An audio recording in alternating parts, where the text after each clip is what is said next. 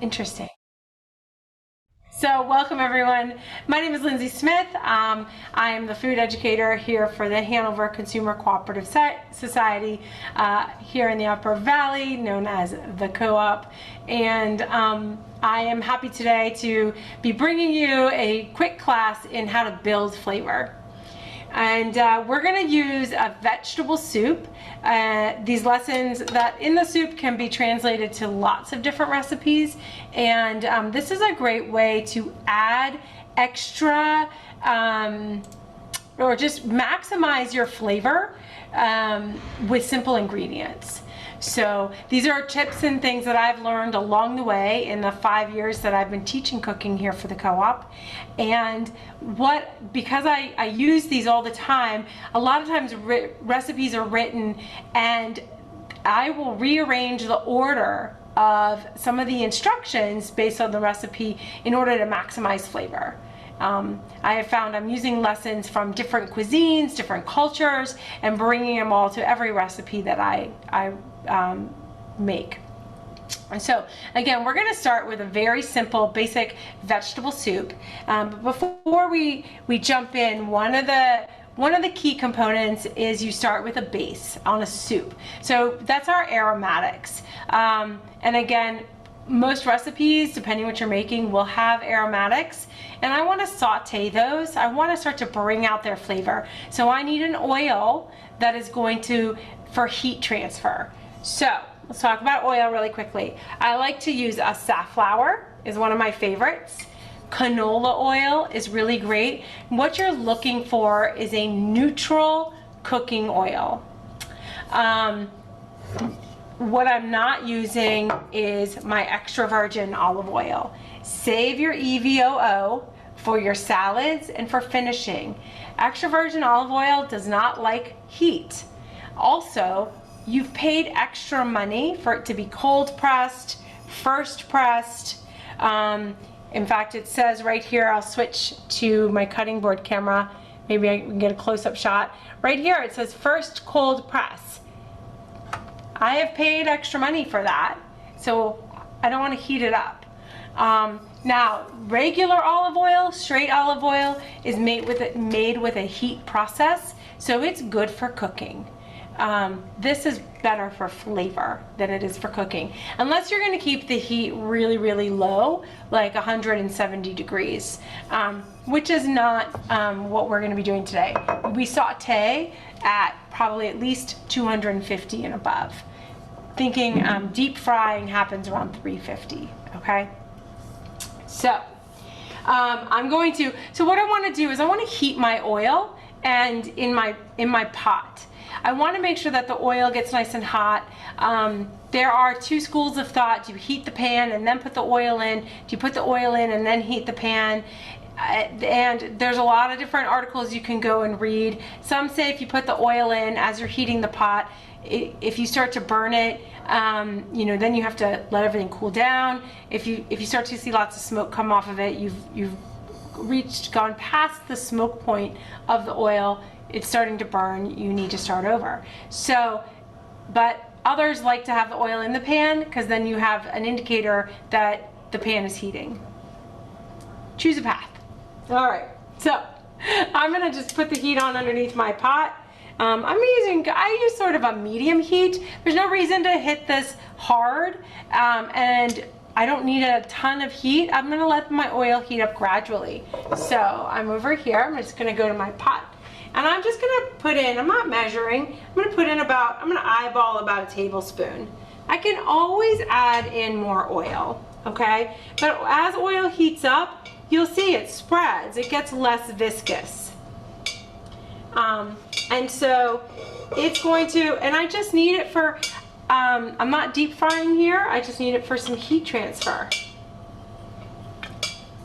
So while that's heating up, I have already pre-chopped my vegetables, and I have a mirepoix. So M-I-R-E, second word, poix, P-O-I-X. And that is the French soup base. So it's onions, carrots, and celery. It's about a 1-to-1 ratio. That's all about the same. Again, I approximated. I had half an onion hanging around. I chopped up the whole thing. I had a couple carrots and a couple stalks of celery. I just chopped them up. Okay, I'm not getting out measuring cups. And I'm getting a little ding from my pot over here. Must mean. But so this is a soup base. Now, if you're making a more Southwestern or Spanish or Italian style soup, you probably wouldn't use the carrots. Carrots had sweetness. You would substitute in bell pepper. That's called a sofrito. It is also a soup base. If you're making a Thai soup, the Thai sort of trinity. Different cultures, different cuisines have their trinities. And so the Thai one is more lemongrass, galangal, and I'm trying to think, like a leek or something. So depending on, there's cilantro, there's different soup bases. So today we're gonna go with the simple. Now I'm gonna add these to my hot oil. I'm gonna do it carefully because the oil's there. I don't want it to splash up on me. And then I'm gonna immediately season with salt. You can add your onions in first and give those a minute, but all of these are about the same hardness, so they can go in together. So this is an important step. So I'm gonna go ahead, my oil, I can see the ripples, there's no smoke coming off of it, which is good. And that's the sound I want, that hard sizzle. Hopefully you can hear me over that hard sizzle.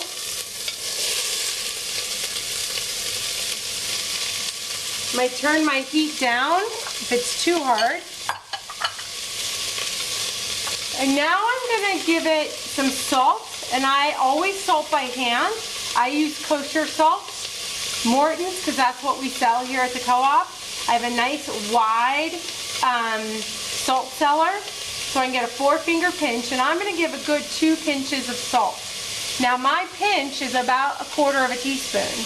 So I'm only adding about 1/2 teaspoon of salt here to unsalted vegetables.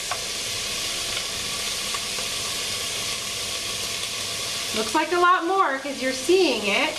It's only about 1/2 teaspoon.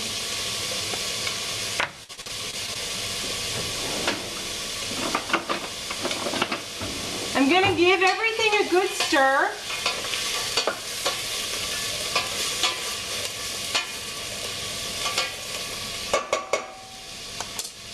And then I'm just gonna let them be.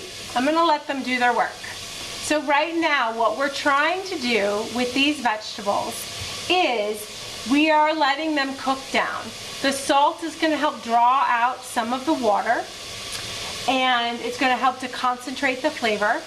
The fat here is that heat transfer. It's getting them. Now I've turned the heat down a little bit because I don't want them to brown, okay? Other times you might want browning, and you might want a little bit more heat underneath them. You always want to hear that sizzle. You always want to be listening to what your food is doing, and it'll tell you where it's at, okay? As the water starts to come out of the vegetables, that sizzle starts to get softer, right? Because we're diluting that a little bit. So I'm always using my senses. I'm using my ears, I'm smelling. Usually I can smell something burning before I notice it burning. So, and we're just gonna let those vegetables do their work. Give them time. What's really important when you're building flavor, and soups are a great way to learn how to do this, is giving some time and space between each step, okay? Now, a couple of things that I say, my sort of nomenclature, is I'll say we're gonna add something on the heat. So that means that I wanna add it close to the fat source. So my fat source for today is just the safflower oil. Sometimes I might start this with a little piece of pancetta or some bacon that I'll dice up, and I'll put that into the cold pot, and I'll keep my heat like medium low because I'm going to render the fat off, and I want to kind of make them crispy. I don't want to fry them over high heat. I want to get the fat off, and that has to happen over low heat. If you're cooking something in butter, you want to keep that really low heat. Butter burns. Those dairy molecules, that's the word, will start to burn. So, but today I'm not using animal products. I'm just making a vegetable soup without them. But those are great flavor enhancers as well. All right. So I'm gonna let you look and see what's happening here in my pot. So you can start to see the vegetables are cooking down. We see a little bit, if you look at the bottom of the pot, there's a little bit of action. There's some extra water. These are sweating nicely, okay? And I'm just gonna continue to let them work. Now what you may have noticed is that I've not added in my garlic. And anyone who's taken classes from me knows we never add our garlic with our onions, despite the thousands of recipes that say saute your onions and garlic. It's always 2 steps, and they're 2 separate steps. You saute your onions, and then you saute your garlic. So garlic takes 30 seconds. Onions take 3 to 5 minutes. Make them 2 separate steps. And in fact, in a recipe like this, I like to have a good base underneath my garlic, okay? I really work at, I'll add a lot of other things before I even add the garlic. We just want to add some heat to the garlic. That will start to open it up. Mine's already chopped. I buy the whole cloves. I chop them myself. It just takes a few minutes, but I'm not adding them in yet. One of the next things I'm going to add in are some dried herbs. Now, I like to add in my dried herbs on the heat, next to that fat source. I get this lesson from Indian cooking, where they're really good at using spices and herbs as a palette. And so they bloom their spices. So a dried spice that's a powder, you might put in near the heat and allow it to bloom. It'll start to open up, okay? What also will happen is that the oils and fats act as a conductor. So a lot of spices are fat soluble, which means that they'll open up in the fat, and then the fat carries them to all parts of the dish. But if we just add it in after we've added liquid, after we've added water, all we're doing is hydrating, and we're not getting the most flavor and impact out of those spices. So start adding your dried spices earlier. Dried only. Fresh spices are very tender and delicate for the most part, and I'm going to show you a difference. But many fresh spices are very delicate, and you want to add those in at the end. So let's go back to my pot here. Move this olive oil out of my way. I'm going to move my safflower out of the way. I'm done with those. So you can see again, my onions are getting translucent. So onions go from opaque to translucent. Everything is cooked down a little bit. There's still some crunch. There's still some, they're not completely soft. This is how I like my vegetables. So now I'm gonna add in a little bit of dried spices. So this is a vegetable soup. So I'm gonna add in a little bit of sweet basil. And this is a dried sweet basil. I'm not measuring, I'm just gonna do this is probably again about 1/4 teaspoon. I'm gonna do a good pinch of oregano here. I don't need much. I'm not making a big pot of soup, I don't need much. And because I'm adding them near the heat source, I'm adding near the fat, I can already smell them. They're already starting to open up and bloom, okay? I'm gonna take a second and let those all have their moment, and I'm gonna mix them around. Now, I also have some dried thyme, and I could add this in there, but one of the rosemary and thyme fresh, you can add in early because it's a woody spice, okay? So I'm gonna go ahead and just add in some fresh thyme because it looks lovely and it's easy to deal with. Sometimes the stalks are really thin. And so I'm just gonna, I don't wanna add in those woody stalks.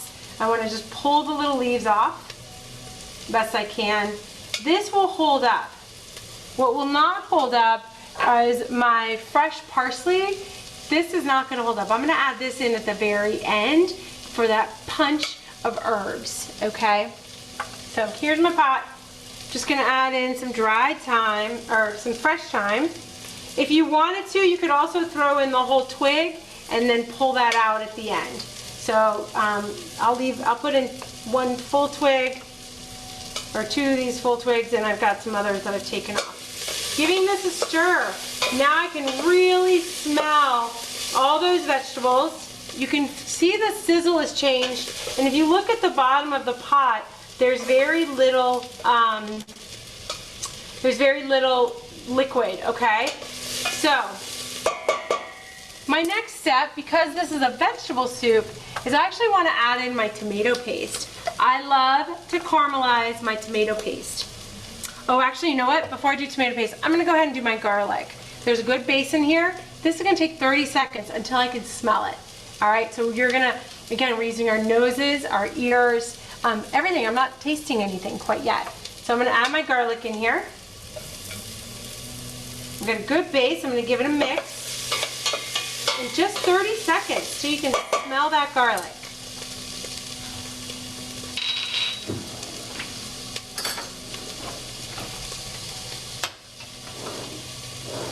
And then I'm gonna go ahead, oh yeah, I can pick it out. I'm gonna add a good spoonful of tomato paste. Now, you hear that sound? So I'm adding some, maybe I'll do a little bit more. And I'm gonna mix that around. You can see it coating the vegetables, okay? And you see it, you're gonna see it coating the vegetables. And what I'm looking for is that tomato paste to turn an even darker, deeper red. Tomato paste is a concentrate. It's already an intense flavor. We can intensify it more by just giving it a minute or two to cook, all right? To cook on the heat. And that is going to give it, we're gonna caramelize that tomato flavor. Super simple, super simple. I have not added any liquid ingredients yet. No liquid ingredients yet. All right. Oh, I can start to smell that tomato.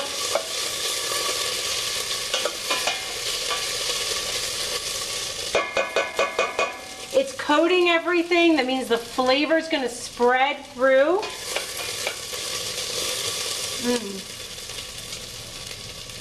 Now, if you can see in my pot here, in some of the corners, I'm starting to build up, here's an example. I'm building up a little bit of fond. F-O-N-D. Not a little bit of, there we go. F-O-N-D, fond. So all of this on the bottom is fond. And I want to make sure that I pull that up. All right, I want to make sure that I pull that up and we don't leave, that's flavor. We don't leave any flavor behind. So you can pull it up with your stock. You can use something else to deglaze it. I'm gonna have a little shot of white wine. It's gonna cook off the alcohol. It's gonna add some acid into this dish. So it's gonna add a little lightness. So I'm gonna use some white wine, and I just get these little ones because I only cook with it. And I'm gonna pour it directly on those spots. So what you wanna watch out for is steam. So if you have your face right over the pot, step back, pour your, deglaze intentionally. Here it's very intentional. So if you can see, I love a squared edge spoon. So it's that squared edge. And I'm just gonna pour a little bit in. Woo! And I'm gonna scrub with it. You can see all that flavor picked up. I'm gonna add a little bit more. Here's a hot pot. I'm gonna turn my heat down again a little bit. It cooks off the alcohol almost immediately. I'm gonna move all this over. It also has cooled off the pot a little bit, so you'll notice much less sizzle this time. But I'm just going to make sure I get all around the pot, and then I'm scraping up. Now again, you could use a little bit of white wine vinegar, you could use water, but don't skip deglazing. you really want to get a little bit more, making sure you get, this also helps with washing this pot afterwards. All right, so I have my soup base. I have actually built a ton of flavor into here, tons. Now I'm going to start to add in my other ingredients. I am making a vegetable soup, so I have my more delicate vegetables. I have a summer squash, one summer squash and one zucchini. That's going to go in. I'm actually going to just use some canned tomatoes. So they're not quite done yet. So, and these have some, I had a can in my cupboard. I'm going to mix those in.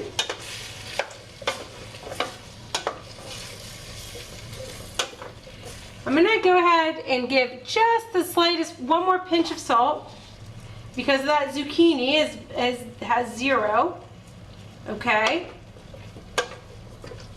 And if you'll notice, the sound is very dampened. Maybe at this point I'll add a little bit of black pepper. Black pepper, again, is very soluble. And we often waste it by putting it in at the very beginning. It disappears quickly, so we're gonna, it's water soluble. And then I'm gonna add in, so I've added some tomatoes, I've got my zucchini.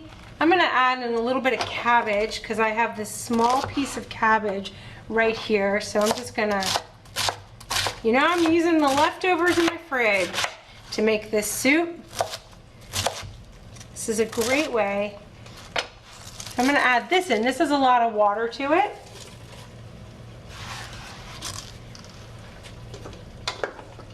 I'm gonna get all of this mixed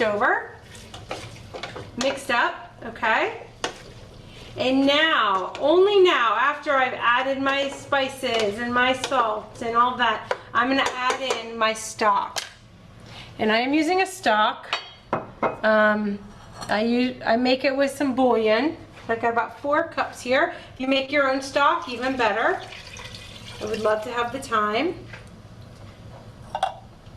Oops, and I forgot, this is a vegetable soup, but I always want to add some protein. I picked up a can of white beans and I've rinsed and drained them. Now I can raise the heat up even more. Okay?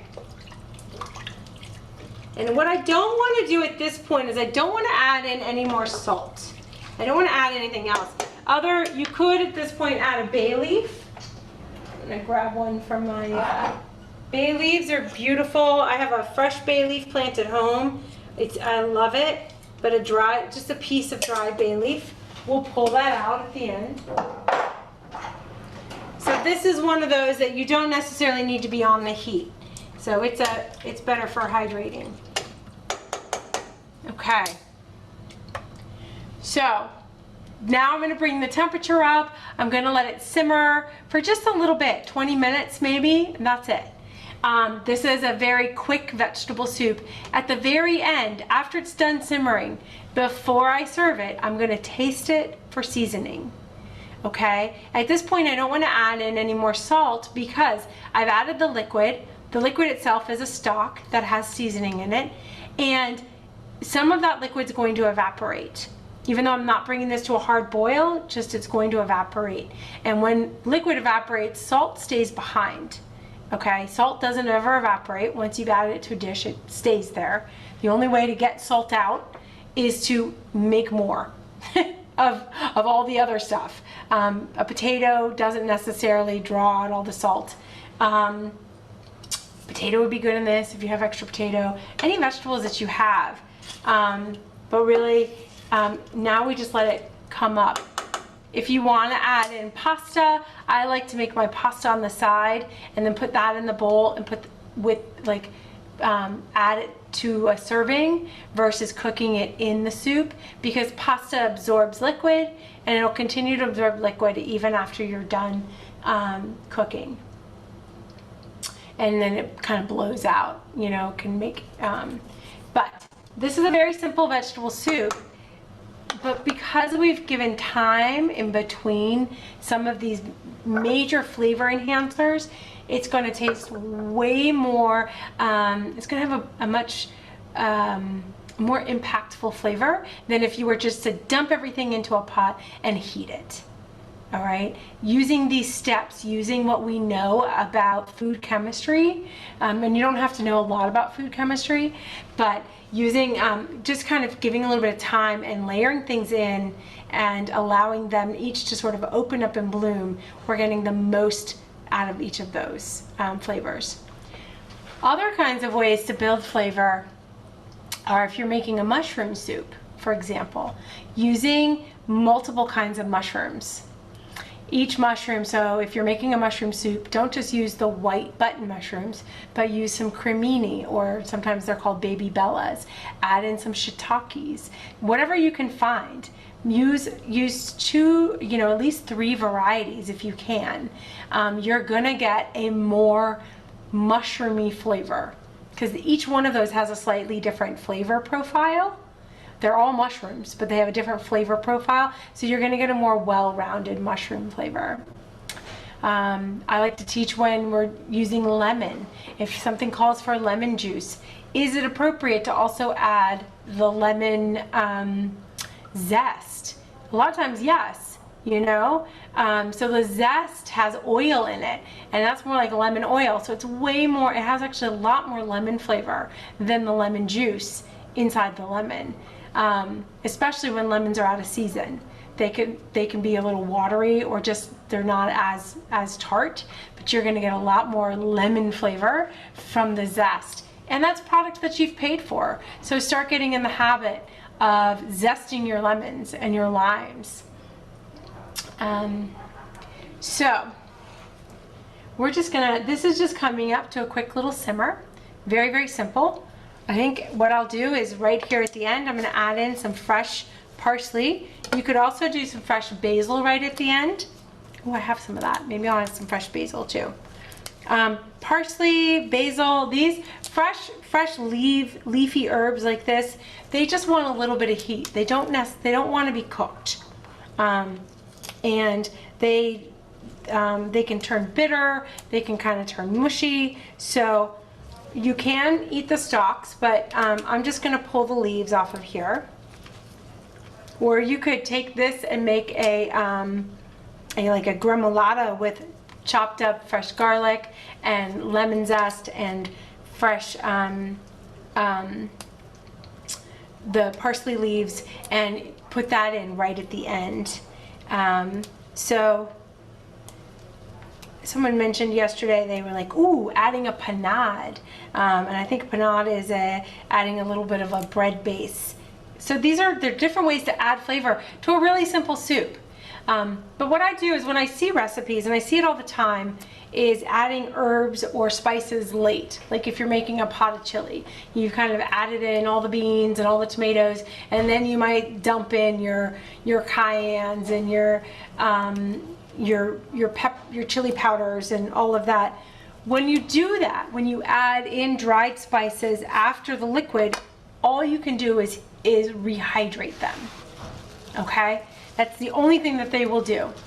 You can't do any type of blooming, frying, oil cooking once in the presence of liquid.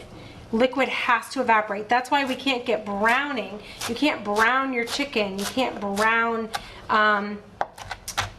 You can't saute or brown anything. Your steak, if there's moisture. So water evaporates at 213 degrees, 212, 213. Browning does not start to happen until you hit 230 degrees. Okay. So and what will happen is it's physics. It'll spend the food will spend the energy getting rid of the water, or the energy transfer will be involved in evaporating the water. Your food is cooking in that water evaporation, and that's how we end up with either dry, flavorless chicken. Chicken's a really great example, because by the time you get to browning it, you have evaporated all the water. That's internal as well. And it's so overcooked. So dry your chicken on the outside, and then put in nice hot oil, and it will brown So those are some of those things to think about. I have some basil somewhere. Basil, keep it out of the fridge. Does not like the fridge. And in fact, you should, I knew I was gonna use this today. If you can, put it in a little bit of water. And it doesn't like it too hot, and it doesn't like it too cold. It's a very high maintenance herb. I was just talking with a farmer, again, the farmer that I buy my vegetables from for a pop-up restaurant, and she's like, basil is just so finicky. It's finicky to grow, it's finicky to keep, it's very high maintenance, but folks love it. So in order to chop basil, I'll go to my cutting board here, while we're just letting the soup simmer a little bit, this is my parsley, and I just have rock and chopped that. So a nice little pile of parsley here. And then here's my basil. And I like to put it in a nice little stack. Okay, basil again, you just want to treat it nice and tenderly, or else it bruises, and that bruising has a flavor. It's kind of bitter, tastes bruised. We'll roll this into a little cigar, a little basil cigar. And then we're just going to take a nice sharp knife through it. And we're chiffonade. And if it's really big, I might, if the basil pieces are really, really big, I might do like cut down the middle of the chiffonade like that. But I'm not doing a lot of cutting. And then you just kind of fluff it. You get these beautiful little tendrils. And this will go in at the end after I've turned the heat off. Okay. Oh, one other flavor. Oh, wrong. There we go. There's my soup going. I can turn this down. I don't need it to be at a hard boil. Right? So I'm just going to turn this down to a simmer. Hard boil is too much heat. It's too much heat. A nice simmer is actually going to treat these vegetables better, because I'm going to keep these vegetables. I don't want to suck all the flavor out of them. In high-end restaurants, they often will make a vegetable soup, and they will then basically, they'll cook it. Once all the flavor is been extracted from those vegetables, they will strain it, and they have new fresh vegetables that they cook lightly, and that's what they serve in their soup. I don't have extra vegetables, so I'm going to keep that. I forgot one other thing to enhance flavor, especially in an Italian soup, is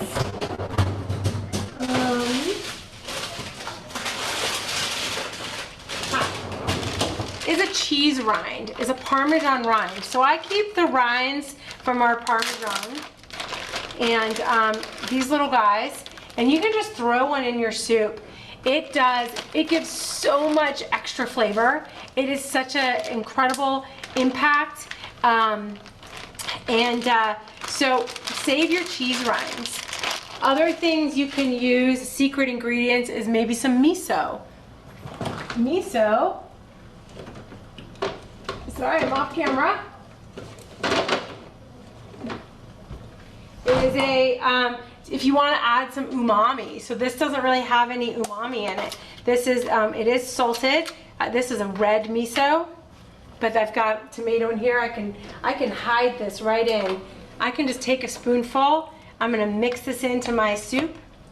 It's going to disappear, and it's going to add this like background flavor of So this is, play around. I highly recommend grabbing some miso. This is red, it's a little bit more intense, but there's also a white miso. It is made with soy. We do have one that is made with chickpeas. I prefer the soy one, but I don't have a soy allergy myself, so I can eat it. All right, so here's that miso. I'm just gonna kind of mash it in. It's gonna disappear and dissolve. It doesn't have to only be for miso soup. It doesn't have to only be for vegetarian, for Asian cuisines, okay? So miso is a great secret ingredient. And that Parmesan rind, you'll find it eventually, like, it doesn't dissolve, but it's in there, and it's giving some great flavor to this pot of soup as well. So, what I'm going to do is I'm just gonna go ahead and I'm gonna give a little taste to the broth itself. Because I've added that miso. I am gonna give it a minute. Actually, let me give it a minute. That has a little bit of salt in it. But once I'm getting ready,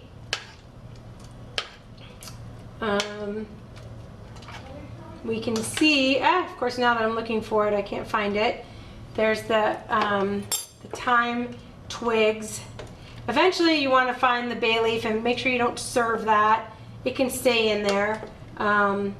But these, and these twigs of thyme, these guys are also, you want to pull those out. There's one more, there he is. Got some beans stuck in it. Got a nice little simmer here going. Very, very gentle. Not trying to cook it too fast. All right, I'm gonna taste this.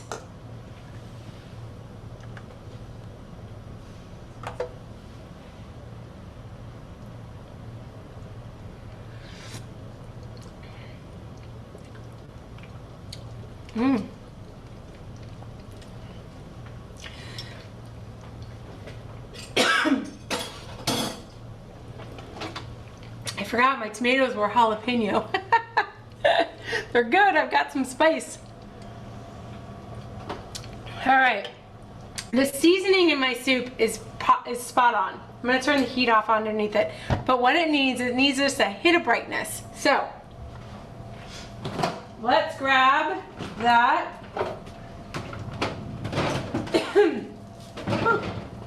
I forgot about the jalapeno. It's good. It's a spicy vegetable soup. I'm gonna hit it with just a bit of brightness here at the end, and I'm gonna use lime because I happen to have a lime hanging around that I from last night. So I'm gonna zest it. It's hard to zest a half a lime, but not impossible. So I'm gonna do exactly what I was talking about. And for zesting, I just want to I just want to pull my zester across the skin. I just want the green, okay? So it's usually like about one little pull. So I'm gonna get all this. And it's kind of like, what? Lime in a vegetable soup? Why not? And add that right into the pot right there. So just add it in. Mix that in. I'm gonna go ahead and squeeze the rest of this in there.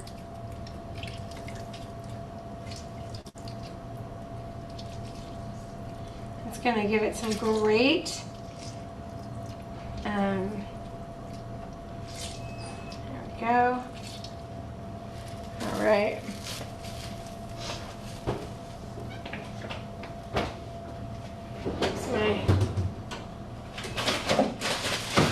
My freezer was hanging open. Okay. I'm gonna get another spoon. I'm ready for the heat this time.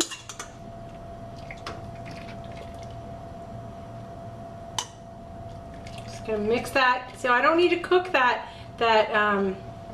lime juice. A shot of vinegar is also really good if you don't have limes or lemons. Oh yeah. That's just like right there, just added a little bit of brightness, kind of mellowed out some of the bit of sting from the jalapeno tomatoes. And now I'm gonna add in my fresh herbs. So I'm gonna sprinkle these in. I have the heat underneath it is off, okay? I've got lots of fresh parsley. I love to add some herbs at the end. This just gives it a bit of freshness. All right, this is gonna just really give it that bit of freshness there. And we're just gonna gently mix that through. And now, let this cool down. My soup is ready to serve. And that's it. But this has got a ton of flavor in it, and even if you don't have things like miso or whatnot, you don't need to. They are fun things to start to have on hand and start to learn to work with, but just start to think about the order of how you're putting ingredients in the pot. And just allowing, adding more things onto the heat. Try to add your liquid as late in a recipe as possible, depending on, unless you're braising and it's all about cooking in that liquid, but still you want to get the browning done. If you're doing stuff in a crock pot, you brown things first and then you put it in, because it's the only time to do that is without the presence of liquid. So hopefully you've picked up a few new tips today, and keep looking. We're going to be doing more of these videos for CATV, and I'll see you again another time. Those that are with me in person, hang out and I will answer questions as soon as I stop recording. Thank you so much, and hope to see you all again soon, or sign up for a class here at the co-op.